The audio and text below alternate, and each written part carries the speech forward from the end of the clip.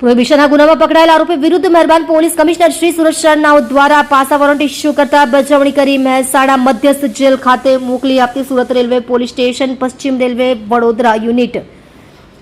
મહેરબાન અધિક પોલીસ મહાનિર્દેશક શ્રી કે.એન. ડામોર સાહેબ ગુજરાત રાજ્ય અમદાવાદ તથા પોલીસ અધિક્ષક શ્રી અભય સોની સાહેબ પશ્ચિમ રેલવે વડોદરા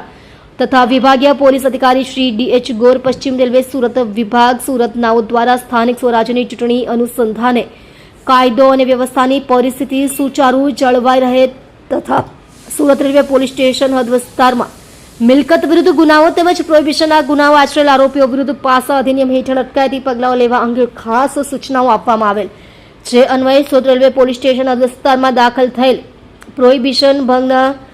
ગુના આચરેલ આરોપીઓ વિરુદ્ધ ગુનાઓ ચેક કરતા સુરત રેલવે પોલીસ સ્ટેશનમાં નોંધાયેલ